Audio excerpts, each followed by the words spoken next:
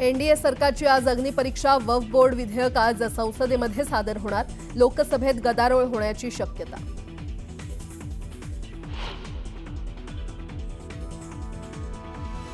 आज लोकसभेत सादर होणाऱ्या वक्फ सुधारणा विधेयकासाठी भाजप आणि काँग्रेसबरोबरच शिवसेनेकडून देखील खासदारांना व्हीप, तर विधेयकाला वस्तुस्थितीच्या आधारे विरोध करणार इंडिया आघाडीची भूमिका.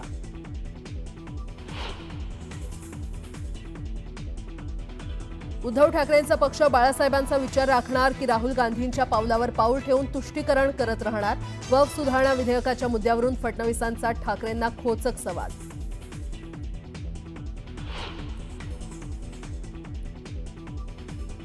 होणारा नवरा पसंत नसल्यानं नवरीनंच दिली 1.5 लाखांची सुपारी. दौंडच्या खामगावातील धक्कादायक प्रकार, 5 जण अटकेत.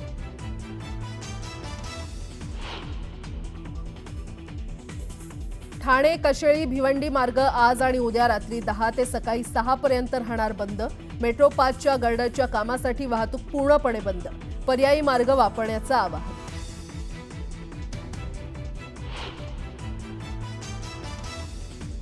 आणि बुलढाण्यात एसटी कार आणि ट्रॅव्हल्सचा भीषण अपघात. अपघातात 4 जणांचा जागीच मृत्यू, 6 जण गंभीर जखमी.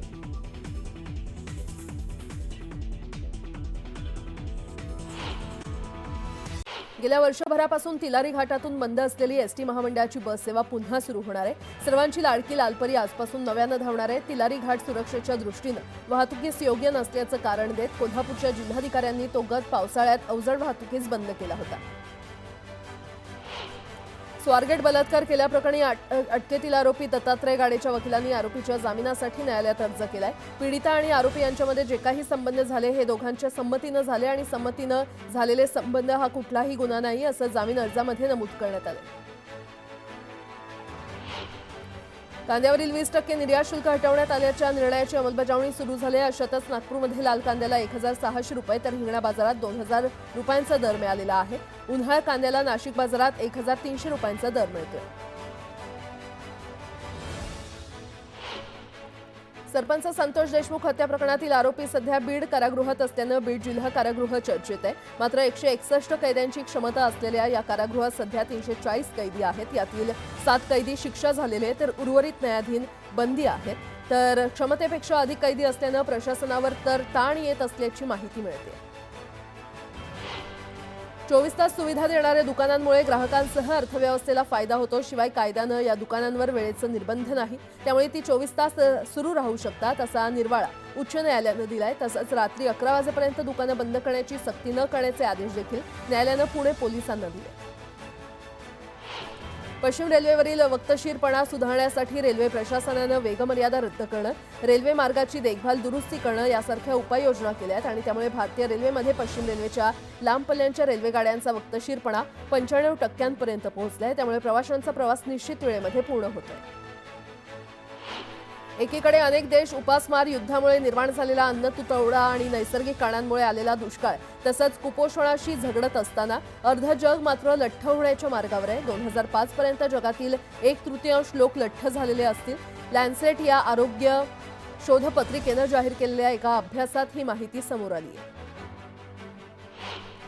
सोलापूर कृषी उत्पन्न बाजार समितीच्या निवडणुकीसाठी दाखल 388 उमेदवारांचे 438 अर्ज छाननीमध्ये वैध ठरलेत, तर 41 अर्ज अवैध ठरलेले आहेत. माजी सभापती दिलीप माने, माजी उपसभापती सुरेश हसापुरे यांच्या अर्जाला घेतलेल्या हरकतीवरील सुनावणी पूर्ण झाली असून उमेदवारांची अंतिम यादी आज जाहीर होणार आहे. एप्रिलमध्ये महाराष्ट्र अधिक तापणार आहे. देशात चटका वाढणार आहे. एप्रिल ते जून महिन्यात देशाच्या बहुतांश भागात कमाल तापमान सरासरीपेक्षा अधिक राहण्याची शक्यता आहे. महाराष्ट्राच्या बहुतांश भागात उष्ण लाटा येण्याचा इशारा हवामान खात्यानं दिला. मुंबईकरांवर कचरा संकलन शुल्क लावण्याकरता मुंबई महापालिकेनं नवीन नियमावली तयार केलेली आहे आणि आता मुंबईकरांकडून कचरा संकलन हे मालमत्ता कराचा भाग म्हणून वसूल केले जाणार आहे. नव्या नियमावलीचा मसुदा महानगरपालिकेच्या संकेतस्थळावर प्रसिद्ध केला जाणार असून 31 मे पर्यंत नागरिकांना त्यावर सूचना आणि हरकती नोंदवता येणार आहे. सोलापूर महापालिका प्रशासनानं सुपर टॅक्स रद्द करत शहरातील साधारण 20,000 व्यावसायिकांना दिलासा दिलाय. व्यावसायिकांना भरावा लागणारा सुपर टॅक्स 113% आता सरसकट 64% आलाय. त्यामुळे सेकंड अग्रीमेंटमधून शोधली जाणारी पळवाट बंद होऊन व्यवहारामध्ये पारदर्शीपणा येणार आहे. मुंबई आणि परिसरात तीव्र उकाडा जाणवू लागल्यानं एका दिवसातच तापमानात 4 अंशांनी वाढ झाली आहे। मुंबईचा पारा 37 अंशांवर गेल्यानं तीव्र उकाडा जाणवतोय, त्यामुळे मुंबईकर गरमीनं हैराण झाले। सांगलीमध्ये घरपट्टी पाणीपट्टीची वसुली 82 कोटी झाली आहे, मात्र तरीही थकबाकी 155 कोटी रुपयांवर गेली आहे। थकबाकी वसुलीचं मोठं आव्हान पालिका प्रशासनासमोर उभं आहे।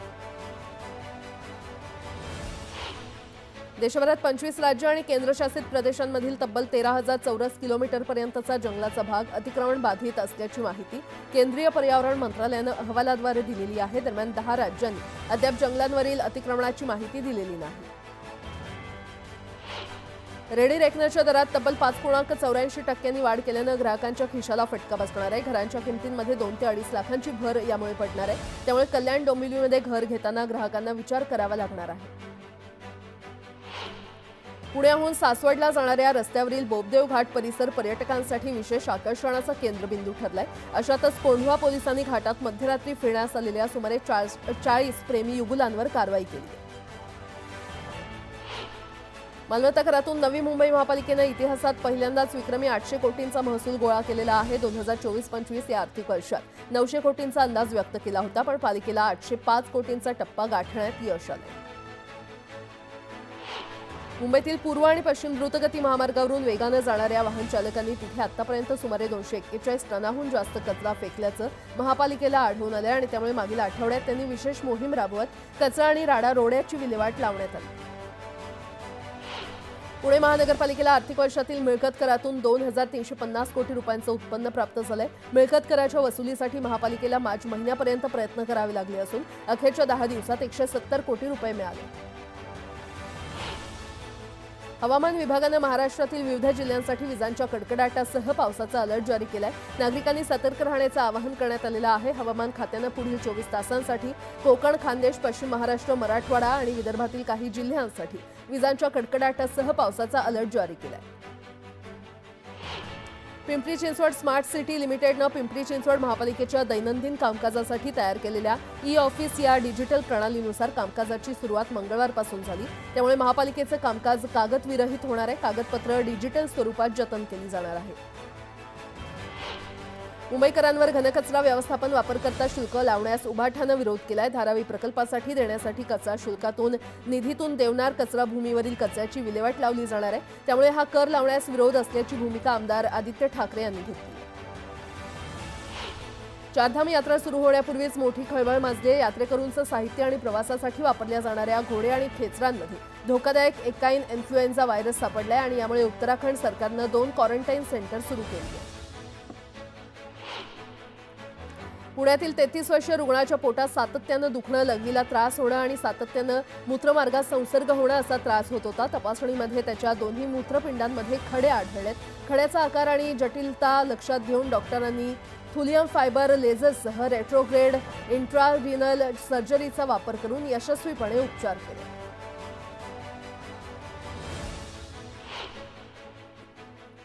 आता एक मोठी बातमी। बुलढाणा जिल्ह्यातील खामगाव शेगाव रोडवर 3 वाहनांचा विचित्र अपघात झालाय। या अपघातात 4 जणांचा जागीच मृत्यू झालाय तर 6 जण गंभीररित्या जखमी झालेले आहेत। पुण्यातून परतवाडाला जाणाऱ्या एसटी बसला समोरून 4 चाकी वाहनानं धडक दिली आणि त्यानंतर खासगी ट्रॅव्हल्सनं एसटी बसला मागून धडक दिली। या तिहेरी अपघातात 4 जणांचा जागीच मृत्यू झालाय तर जवळपास 30 जण जखमी झालेले आहेत। जखमींना स्थानिक शासकीय रुग्णालयामध्ये उपचारासाठी दाखल करण्यात आले। या भीषण अपघातात आतापर्यंत 4 लोकांचा मृत्यू झाला असल्याचं कळतंय तर 30हून अधिक प्रवासी सध्या जखमी झालेले आहेत। बुलढाण्यात हा अपघात झालाय आणि या संदर्भात अधिक माहिती देत आहेत आमचे प्रतिनिधी राहुल खंडारे आपल्यासोबत जोडले गेलेले आहेत। राहुल, नेमका अपघात कसा झाला, काय अपडेट? बुलढाणा जिल्ह्याच्या खामगाव शेगाव मार्गावरती हा भीषण अपघात झालेला आहे। विचित्र अपघात याला म्हणू शकतो, कारण एक तवेरा गाडी होती आणि ती गाडी जी आहे ती एसटी महामंडळच्या बसेसला जाऊन त्या ठिकाणी धडकली आणि एसटी महामंडळाची बस जी आहे ती ट्रॅव्हल्सला जाऊन धडकली। हा तिहेरी अपघात या ठिकाणी घडलेला आहे। अतिशय भीषण स्वरूपाचा अपघात असल्यामुळे या अपघातामध्ये 4 लोकांचा दुर्दैवी मृत्यू झालेला आहे तर 6 लोक जे आहेत ते गंभीर स्वरूपाचे त्या ठिकाणी जखमी आहेत आणि 30 प्रवासी जे आहेत ते या ठिकाणी किरकोळ जखमी आहेत. अतिशय भीषण असा हा अपघात होता आणि अपघात झाल्यानंतर त्या ठिकाणी खामगाव शेगावने जाणारे नागरिक आणि बसेस जे आहेत ते त्या ठिकाणी थांबवण्यात आलेल्या होत्या. वाहतुकीचा खोळंबा उडाला होता. पोलीस प्रशासनही घटनास्थळी त्या ठिकाणी दाखल झालेला आहे. सर्वच त्या ठिकाणी मृतदेह जे आहेत ते शासकीय रुग्णालयामध्ये पाठवण्यात आलेले आहेत आणि जे त्या ठिकाणी जखमी झालेले आहेत त्यांना उपचारार्थही अकोला येथे तर काहींना खामगाव शासकीय रुग्णालयात त्या ठिकाणी दाखल करण्यात आलेला आहे. हा तिहेरी अपघात झाल्यामुळे नेमकं कुठल्या गाडीची या ठिकाणी चुकी आहे याचा शोध आता पोलीस घेताना आपल्याला पाहावयास मिळत आहे. बरं राहुल, धन्यवाद या सविस्तर माहितीसाठी.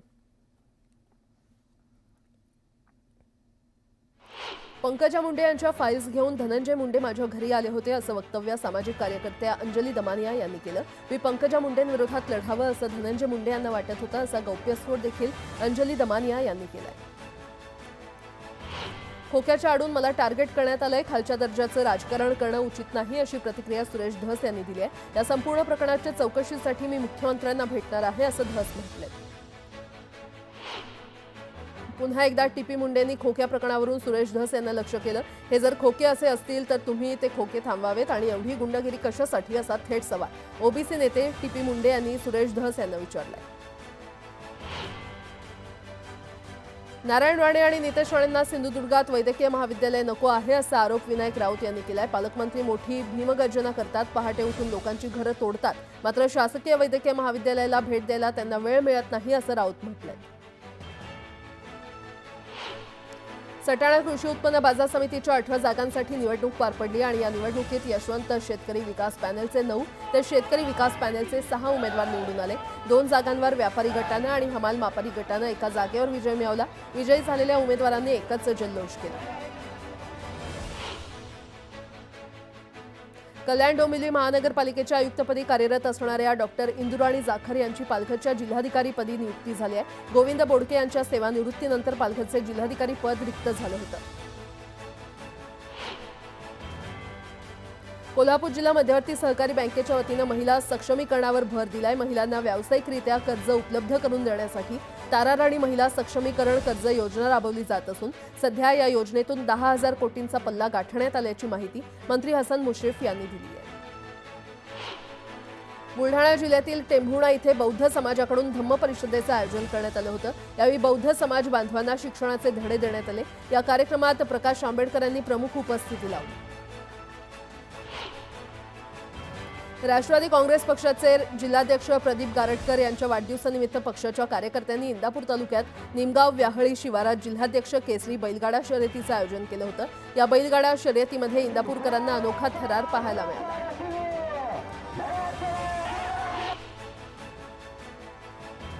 महाराष्ट्रात ई-बाईक टॅक्सीला परवानगी देण्याचा निर्णय राज्य मंत्रिमंडळाच्या बैठकीत घेण्यात आल्याची माहिती परिवहन मंत्री प्रताप सरनाईक यांनी दिली आहे. परिवहन खात्याकडून हा प्रस्ताव मंत्रिमंडळ बैठकीत मांडण्यात आला होता. प्रशांत कोरटकरचा जामीन अर्ज फेटाळण्यात आलाय. कोल्हापूर सत्र न्यायालयानं पुन्हा एकदा कोरटकरचा जामीन अर्ज फेटाळला. इतिहास अभ्यासक इंद्रजीत सावंत यांना धमकी आणि छत्रपती शिवाजी महाराजांचा अवमान केल्याप्रकरणी प्रशांत कोरटकर अटकेत आहे. इंडियाज गॉट लॅटेंट शोबाबत रणवीर अलाहाबादिया आणि त्याचा साथीदार आशिष चंचलानीला सुप्रीम कोर्टानं दणका दिलाय. अलाहाबादियाची पासपोर्टची मागणी सुप्रीम कोर्टानं फेटाळली आहे. जर मागणी मान्य केली तर तपासावर परिणाम होईल असं निरीक्षण कोर्टानं नोंदवलंय. दरम्यान या प्रकरणाची पुढील सुनावणी 21 एप्रिलला होणार आहे. पुण्यातील मुकुंद भवन ट्रस्टनं बेकायदेशीरित्या जागा बळकावल्याचा आरोप खासदार उदयनराजे भोसले यांनी केलाय. सातारा राजघराण्याची जागा देखील ट्रस्टनं बळकावली असून याची सीबीआय चौकशी करण्यात यावी अशी मागणी उदयनराजे भोसले यांनी केंद्रीय गृहमंत्री अमित शहांना केली आहे.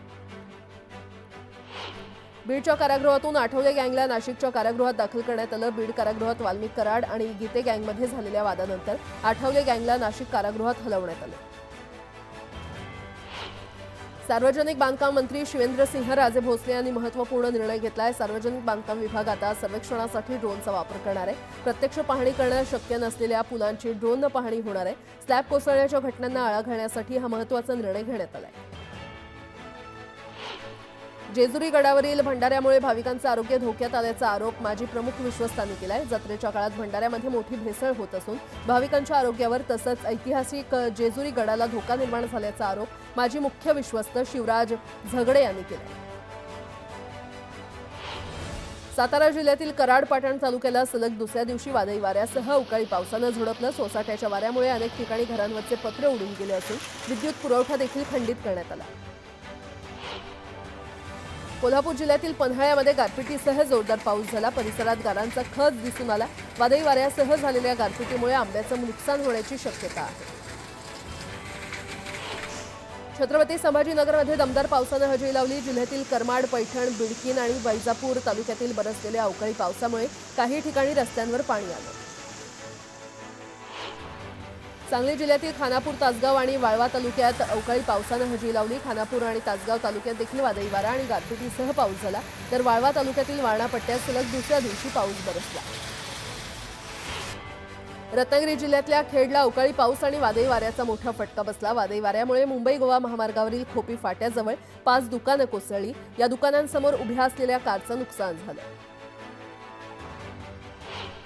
कोल्हापुरात अवकाळी पावसानं जोरदार हजेरी लावली। राधानगरी, चंदगड परिसरात पावसाच्या सरी बरसल्या। वादळी वारा आणि ढगांच्या गडगडाटासह पाऊस झाल्यानं नागरिकांची तारांबळ उडाली। सांगली जिल्ह्यातील वाळवा आणि शिराळा तालुक्यात सलग दुसऱ्या दिवशी पाऊस बरसला। पावसामुळे नागरिकांची तारांबळ उडाली। पावसामुळे गहू आणि हरभरा ही पिकं संकटात सापडली असून उत्पादक शेतकऱ्यांच्या चिंतेमध्ये वाढ झाली आहे। वाशिम शहरासह जिल्ह्यात काही ठिकाणी हलक्या ते मध्यम स्वरूपाचा पाऊस झाला। पावसामुळे कांदा, हळद आणि गहू या पिकांना फटका बसण्याची शक्यता आहे। लातूर शहरासह परिसरात विजांच्या कडकडाटासह पावसाची शक्यता वर्तवण्यात आली आहे। त्यामुळे नागरिकांनी घराबाहेर पडताना काळजी घेण्याचे आवाहन प्रशासनाकडून करण्यात आले। रत्नागिरी जिल्ह्यातील खेड परिसरात वादळी वाऱ्याला सुरुवात झाली आहे। रत्नागिरी जिल्ह्यामध्ये हवामान खात्याच्या वतीनं पावसाचा अंदाज वर्तवण्यात आलाय, त्यामुळे आता आंबा बागायतदार धास्तावले। विदर्भाच्या काही भागात पुढील 2 ते 3 दिवसात हलका मध्यम स्वरूपाचा पाऊस पडण्याची शक्यता आहे। तसंच पश्चिम विदर्भ आणि पूर्व विदर्भाच्या काही भागात गारपीट होणार असल्याचा अंदाज हवामान खात्यानं व्यक्त केला। अनैतिक संबंधात पतीचा अडथळा येत असल्यामुळे पत्नीनं प्रियकराच्या मदतीनं डोक्यात धारदार हत्यारानं वार करून पतीची हत्या केल्याचा प्रकार समोर आलाय। पुण्यातील लोणी काळभोरमधील वडाळे वस्तीत ही घटना घडली। विरार पश्चिमेच्या म्हाडा संकुलात गेल्या 3 ते 4 दिवसांपासून पाण्याचा ठणठणाट आहे, त्यामुळे संतप्त नागरिकांनी ठेकेदारांविरोधात जोरदार घोषणाबाजी करत आंदोलन केलं। म्हाडानं फसवणूक केल्याचा आरोप रहिवाशांनी केला। उल्हासनगरमध्ये पोलिसांनी गांजा तस्करीच्या मोठ्या प्रकरणाचा पर्दाफाश केलाय। गुप्त माहिती मिळाल्यानंतर सापळा रचून पोलिसांनी आरोपीला रंगेहात पकडलं। त्याच्याकडून 4 किलोचा गांजा जप्त करण्यात आलाय।